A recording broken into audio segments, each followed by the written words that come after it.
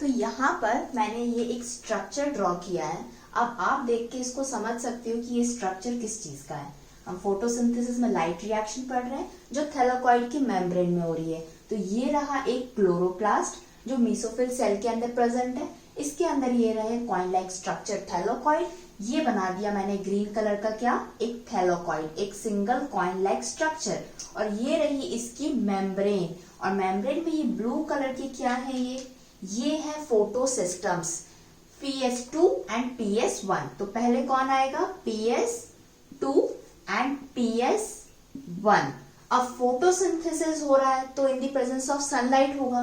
तो यहाँ पे हम बना देते हैं क्या, एक सन बना दिया। ठीक है। अब PS2 की बात करें फोटो सिस्टम की, तो इसके अंदर क्या है, ये पिगमेंट्स प्रेजेंट है ब्लू कलर के, ये दो क्लोरोफिल के मॉलिक्यूल्स हैं, और ये क्या है, ये इलेक्ट्रॉन एक्सेप्टर है। तो सेम PS1 के अंदर भी पिगमेंट्स हैं, क्लोरोफिल के मॉलिक्यूल है, पेयर ऑफ क्लोरोफिल, एंड यहाँ पर ये क्या है, प्राइमरी इलेक्ट्रॉन एक्सेप्टर। और ये जो बीच वाला पार्ट है, इसको मैं रेड कलर से कर देती हूँ। ये बीच वाले पार्ट को क्या बोलते हैं, रिएक्शन सेंटर। दोनों PS2 एंड PS1 के अंदर अब स्टार्ट होती है क्या, लाइट रिएक्शन। लाइट रिएक्शन का सबसे पहला पॉइंट होता है एब्जॉर्प्शन।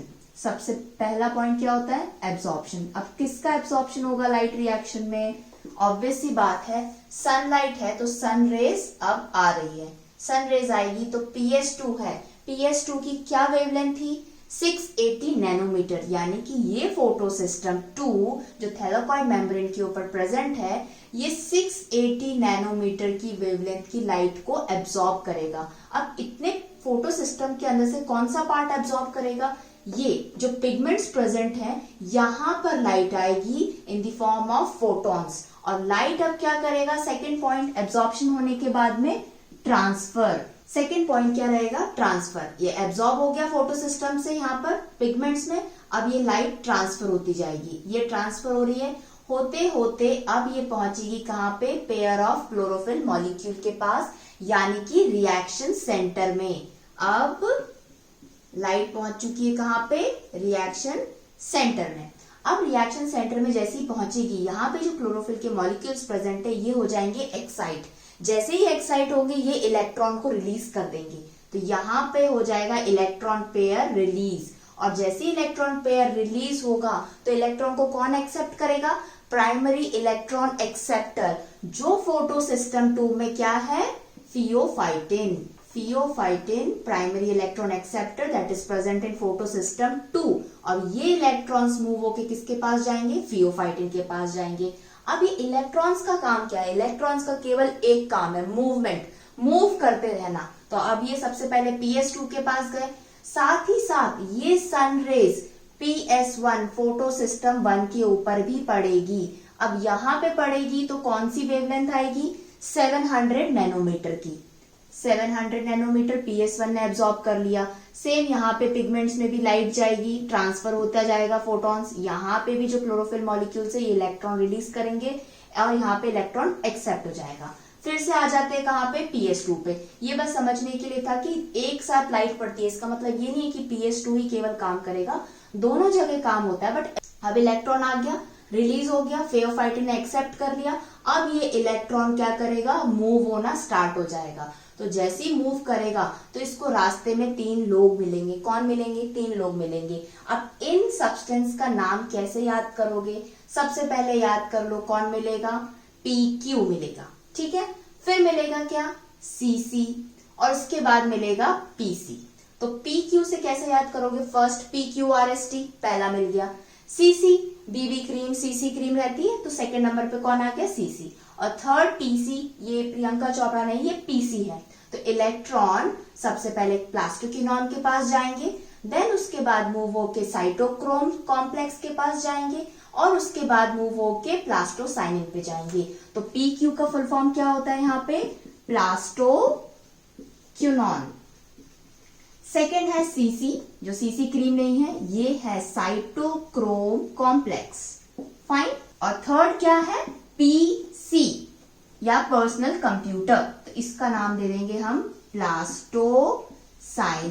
ये 3 सब्सटेंस इसको रास्ते में मिलेंगे, किसको मिलेंगे, इलेक्ट्रॉन्स को मिलेंगे।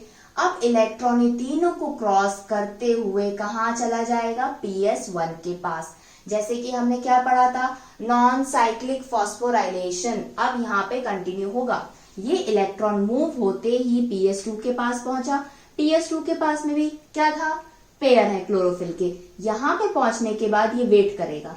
ऑलरेडी अभी इसके पास में क्या है, यहाँ से लाइट आई, ट्रांसफर हो गई है, और यहाँ पर लाइट आते ही ये क्लोरोफिल मॉलिक्यूल क्या हो गए हैं, एक्साइट हो गए हैं। और जैसे ही एक्साइट हुए तो इन्होंने क्या रिलीज कर दिया, 2 इलेक्ट्रॉन मॉलिक्यूल्स। अब आप सोचोगे यहाँ पर भी 2 इलेक्ट्रॉन्स बैठे हैं जो यहाँ से ट्रांसफर होके आए, ये यहाँ पर अभी वेट करेंगे, अभी कुछ नहीं होगा। क्यों, क्योंकि PS1 के पास में क्या है, इलेक्ट्रॉन है। ठीक है, अब ये इलेक्ट्रॉन फिर से मूव हो जाएगा PS1 का, और कौन एक्सेप्ट करेगा, primary electron acceptor of PS1। तो कौन है PS1 का electron acceptor, chlorophyll A molecule. Electron chlorophyll A molecules के पहुंचने के बाद में अगेन ट्रांसफर हो जाएगा यहाँ पर।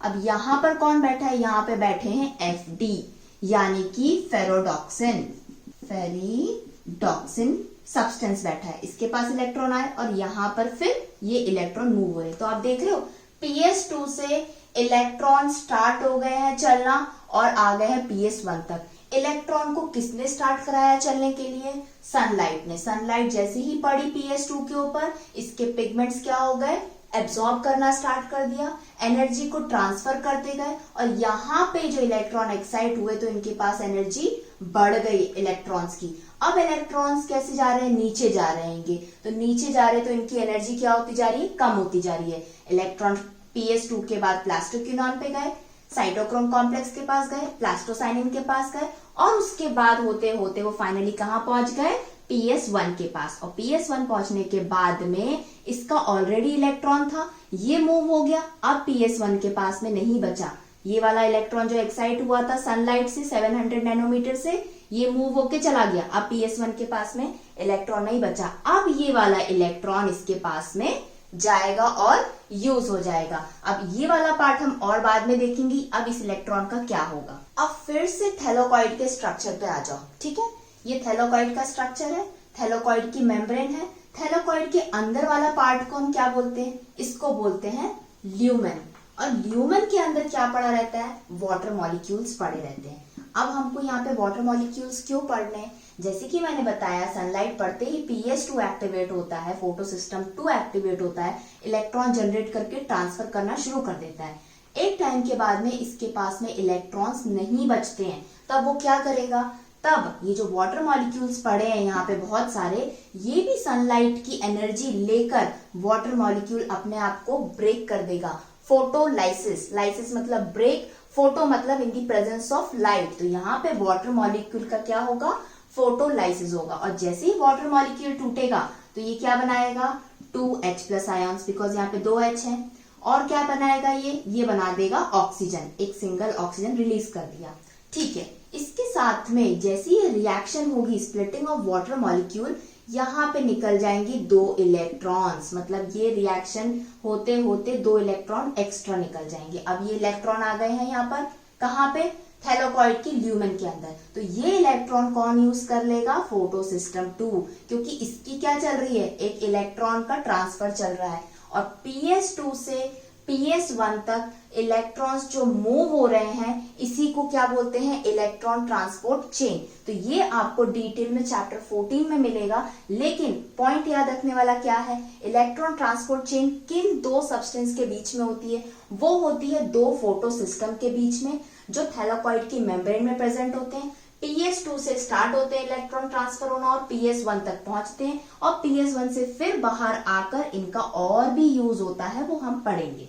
तो यहाँ पर हम थे, वाटर मॉलिक्यूल स्प्लिट हुआ, H+ आयन्स आए, यहाँ पे ऑक्सीजन फॉर्म हो गया, इलेक्ट्रॉन रिलीज हो गए। अब देखो इंपॉर्टेंट पॉइंट, ये क्या बना है, ऑक्सीजन। तो हमें फोटोसिंथेसिस हम पढ़ रहे हैं, दोबारा से पॉइंट पे आ जाओ। अभी हम लाइट रिएक्शन तो पढ़ रहे थे, लेकिन आप पढ़ते पढ़ते ये भूल जाते हैं कि हम क्या पढ़ रहे थे, फोटोसिंथेसिस। हमारा मेन एम क्या है, ग्लूकोज को बनाना और ऑक्सीजन को बनाना। तो यहाँ पर ये बन गई आपकी ऑक्सीजन, लाइट रिएक्शन के अंदर क्या बनी, ऑक्सीजन। लेकिन हमने क्या पढ़ा था, लाइट रिएक्शन के और 2 प्रोडक्ट्स बनते हैं। क्या होते हैं प्रोडक्ट्स का नाम, एक होता है ATP और एक होता है NADPH2। तो ये प्रोडक्ट अब कहाँ बन रहे हैं? पहला तो हो गया ऑक्सीजन यहाँ बन गया ल्यूमेन के अंदर, थैलेकॉइड के ल्यूमेन में ऑक्सीजन बन गया, इलेक्ट्रॉन रिलीज हो गए, PS2 ने ले लिया, यहाँ पे क्लोरोफिल मॉलिक्यूल ने इसको ऊपर ट्रांसफर कर दिया क्योंकि इलेक्ट्रॉन एक्सेप्टर है, प्राइमरी इलेक्ट्रॉन एक्सेप्टर। इसका काम ही क्या है? इलेक्ट्रॉन को एक्सेप्ट करते रहना। और फोटोसिंथेसिस क्या है? कंटिन्यूअस प्रोसेस है, तो it means continuous electrons move होते रहना चाहिए, कंटिन्यू मूव होंगे तभी तो ऑक्सीजन बनती रहेगी और मिलती रहेगी। तो यहाँ पे ये इलेक्ट्रॉन्स स्टार्ट हो गए मूव होना। अब क्या होगा? ऑक्सीजन मिल गया हमको, हमने यूज कर लिया ह्यूमन बीइंग्स ने। अब ये जो 2H+ आयॉन्स फॉर्म हुए हैं और 2 इलेक्ट्रॉन्स तो दोबारा यहाँ यूज हो गए PS2 में, ऑक्सीजन हमको मिल गया। 2H+ आयॉन्स क्या करेंगे? ये मूव होकर जाएंगे कहाँ? ल्यूमेन से होते होते चले जाएंगे थैलेकॉइड की मेम्ब्रेन के बाहर, यानी कि मेम्ब्रेन को क्रॉस करके ये 2 इलेक्ट्रॉन्स के पास पहुंचेंगे, 2H+ आयॉन्स, और ये हो गए इलेक्ट्रॉन्स। अब क्या फॉर्म होगा? यहाँ पर थैलेकॉइड की मेम्ब्रेन पे आउटर सरफेस पे कौन बैठा हुआ है? NADP+, ये आयॉन्स बैठे हुए हैं। अब इसको इलेक्ट्रॉन मिल गया और यहां से क्या मिल गए? 2H+ आयॉन्स मिल गए। तो 1 2 3, और एक एंजाइम होता है NADP रिडक्टेज, तो उस एंजाइम की प्रेजेंस में ये NADP क्या फॉर्म कर लेगा? NADPH2। तो हमारा एक प्रोडक्ट फॉर्म हो गया लाइट रिएक्शन का, ATP NADPH2। तो अभी क्या फॉर्म हुआ हमारा? NADPH2। सन था, लाइट रेज निकली, फोटो सिस्टम 2 पे पड़ी, 680 नैनोमीटर की पड़ी, पिगमेंट्स के अंदर ट्रांसफर होते हुए लाइट गई, क्लोरोफिल मॉलिक्यूल ने एक्सेप्ट किया, इलेक्ट्रॉन को रिलीज किया, एक्साइट हो गया, हाई एनर्जी थी, फेओफाइटिन इलेक्ट्रॉन एक्सेप्टर ने एक्सेप्ट कर लिया इलेक्ट्रॉन को और आगे की तरफ उसको मूव कर दिया। मूव करते करते रास्ते में उसको प्लास्टोक्विनोन मिल गया, साइटोक्रोम कॉम्प्लेक्स मिल गया, प्लास्टोसाइनिन मिल गया, और फिर वो PS1 के पास पहुंच गया। जैसे PS1 के पास पहुंचा फिर से ऊपर चला गया इलेक्ट्रॉन एक्सेप्टर क्लोरोफिल ए के पास में, और फिर वो नीचे आ गया फेरोडॉक्सिन के पास में। आते आते इलेक्ट्रॉन अब यहाँ बैठ गया, उसको कौन मिल गए? 2H+ आयॉन्स जो मिले थे ल्यूमेन के अंदर, वाटर प्रेजेंट था थैलेकॉइड के, वो भी सनलाइट में ब्रेक हो गया, H+ आयॉन्स रिलीज हुआ, वो मूव होके आ गया, 2 इलेक्ट्रॉन्स 2H+ और NADP+ पहले से पढ़े थे। In the presence of NADP reductase enzyme, क्या एंजाइम की प्रेजेंस में एक केमिकल रिएक्शन हो गई और NADPH2 फॉर्म हो गया। अब ये बताओ, ये जो NADPH2 फॉर्म हुआ ये कहाँ पर है एक सेल के अंदर? ये तो थैलेकॉइड मेम्ब्रेन की बात हो रही थी, तो ये पार्ट कौन सा हो गया? स्ट्रोमा पार्ट हो गया। किसका स्ट्रोमा?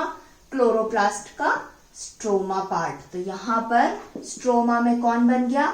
NADPH2। अब देखेंगे कि ATP कहाँ बन रहा है। अब लाइट रिएक्शन के अंदर ATP फॉर्म कर रहा है, यानी कि हमको लाइट रिएक्शन कंप्लीट होने के बाद में क्या चाहिए? ATP चाहिए। ATP किससे बनता है? ADP से। तो स्ट्रोमा के अंदर ऑलरेडी ADP यानी कि adenosine diphosphate and inorganic phosphate molecules पड़े रहते हैं, और ये दोनों मिलके क्या बना सकते हैं? ATP बना सकते हैं। क्या इजीली इतनी आसानी से ATP बन जाएगा? नहीं, ये ADP मॉलिक्यूल अलग होते हैं और इनऑर्गेनिक फॉस्फेट मॉलिक्यूल्स अलग होते हैं। अब कुछ होना चाहिए जिससे कि ये दोनों मिलकर एक ATP फॉर्म कर दे। तो अब फिर से आ जाते हैं हम यहीं पे थैलेकॉइड के मेम्ब्रेन पे, थैलेकॉइड के स्ट्रक्चर पे। ल्यूमेन हो गया, ये क्लोरोप्लास्ट का स्ट्रोमा पार्ट हो गया। जैसे कि हमने यहाँ देखा था वाटर मॉलिक्यूल स्प्लिट हो गया था सनलाइट की प्रेजेंस में, तो इसने क्या फॉर्म किया था? H+ आयॉन्स फॉर्म करे थे। ठीक है, ये कुछ H+ आयॉन्स तो मूव हो गए थे बाहर, लेकिन ये कंटिन्यू प्रोसेस स्प्लिटिंग चलती रहती है, तो यहाँ पर H+ का कॉन्सेंट्रेशन क्या होता है? बढ़ता रहता है। ठीक है, स्ट्रोमा के अंदर भी H+ आयॉन्स पड़े रहते हैं, यहाँ पर, यहाँ ये सब स्ट्रोमा एरिया है, यहाँ पर भी H+ आयॉन्स पड़े रहते हैं। तो ये प्लास्टोक्विनोन जो है, जो मेम्ब्रेन के ऊपर रखे हुए हैं ये सब्सटेंसेस, ये क्या करता है? H+ आयॉन्स को अपनी तरफ अट्रैक्ट करता है। ठीक है, अट्रैक्ट करने के बाद में क्या करता है? ये साइटोक्रोम को ट्रांसफर कर देता है H+ आयॉन्स, और क्या बोलता है कि साइटोक्रोम अब तुम ये H+ आयॉन्स को ना ल्यूमेन ऑफ द थैलेकॉइड के अंदर डाल दो। कहाँ डाल दो? ल्यूमेन के अंदर। स्ट्रोमा से, ये जो क्लोरोप्लास्ट का स्ट्रोमा है, क्लोरोप्लास्ट के स्ट्रोमा से H+ आयॉन्स थैलेकॉइड के ल्यूमेन में मूव हो जाएंगे, किसके through? Plastoquinone and cytochrome complex के थ्रू। अब यहां से भी H प्लस आयोन्स आ गए हैं, ठीक है, तो इसको मैं दूसरे कलर का बना देती हूँ। सपोज यहां से जो H प्लस आयन्स आ रहे हैं वो ब्लू कलर के H प्लस आयन्स हो गए, और यहाँ पर जो वाटर की स्प्लिटिंग से हो रहे थे वो ब्लैक कलर के H प्लस आयन्स है।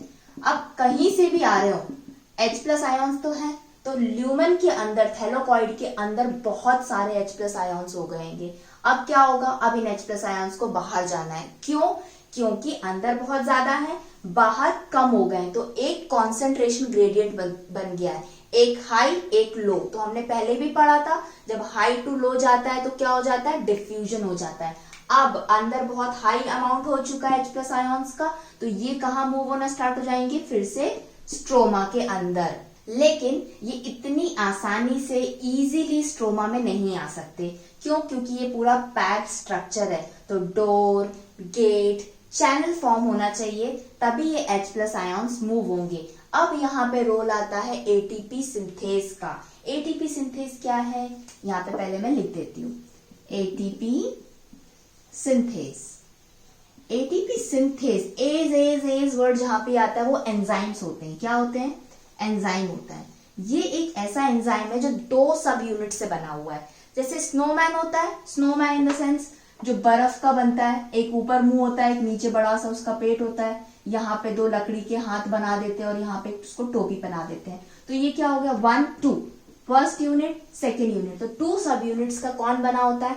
ATP synthase. और ये एंजाइम कहाँ बैठा होता है? थैलेकॉइड की मेम्ब्रेन पे। लेकिन किस तरीके से बैठता है ये क्या करता है? जो अपना हेड पार्ट है, ऊपर का जो पार्ट है उसको मेम्ब्रेन में रखता है, और नीचे के जो बॉडी पार्ट है उसको स्ट्रोमा ऑफ द क्लोरोप्लास्ट में रखता है। ठीक है, तो ये बन गया। अब जो हेड पार्ट है इसको बोलते हैं F0, और जो नीचे का स्टमक पार्ट है या बॉडी पार्ट है उसको बोलते हैं क्या? F1 particle. तो F0 प्लस F1 मिलके क्या बन जाता है? ATP synthase. F0 plus F1 मिलके बन जाता है एटीपी सिंथेज एंजाइम। अब हम क्या पढ़ रहे थे? हमको अंदर जो H प्लस आयन्स का बहुत सारा कॉन्सेंट्रेशन हो चुका है उसको कम करना है, H प्लस आयन्स को बाहर भेजना है। तो ये क्या करेगा? एटीपी सिंथेज एंजाइम अपने अंदर जगह प्रोवाइड करेगा, एक चैनल प्रोवाइड करेगा, जिसके through H plus ions thylakoid की ल्यूमेन से मूव होके स्ट्रोमा में आ जाएंगे। ठीक है, अब आप सोचोगे ये मूव हो गए तो एटीपी कैसे बनेगी? जैसे कि मैंने बताया आपको, इसके जैसे 2 हाथ होते हैं, तो क्या होता है? जैसे ही यहाँ पर एक H प्लस आयन मूव करता है ल्यूमेन से थैलेकॉइड की ओर, तो ये क्या करता है? जो F1 बॉडी पार्ट है इसका, जहां पे 2 हैंड्स होते हैं, ये क्या करता है? एटीपी मिल एडीपी हो गया और इनऑर्गेनिक फॉस्फेट हो गया। ये क्या करेगा? इसको मिला के एक एटीपी फॉर्म कर देगा। सपोज ऐसे 2 हाथ है, यहां से एडीपी को बुलाया और एक इनऑर्गेनिक फॉस्फेट को बुलाया और घूम गया, क्या बना दिया? एक एटीपी बना दी। तो एटीपी सिंथेज है, एंजाइम है, सिंथेसाइज तो एटीपी ही करेगा ना। तो ये एंजाइम कुछ इस तरीके से एटीपी सिंथेसाइज करता है। जैसे H प्लस आयन बाहर जाएंगे एटीपी बन जाएगा, तो जितने H प्लस आयन बाहर जाएंगे उतनी एटीपी बनती जाएगी। तो फाइनली लाइट रिएक्शन के अंदर क्या बना? ऑक्सीजन बनी, फोटोसिंथेसिस की जो हमको मिल गई। इंपॉर्टेंट प्रोडक्ट क्या थे हमारे? एटीपी और NADPH2। लाइट रिएक्शन हो रही थी थैलेकॉइड की मेम्ब्रेन में, लेकिन उसके प्रोडक्ट कहाँ बने आकर? स्ट्रोमा के अंदर एटीपी बना और स्ट्रोमा के अंदर ही NADPH2 बना। अब ये दोनों प्रोडक्ट स्ट्रोमा के अंदर डार्क रिएक्शन में काम आएंगे और क्या बनाएंगे? ग्लूकोज बनाएंगे। ठीक है।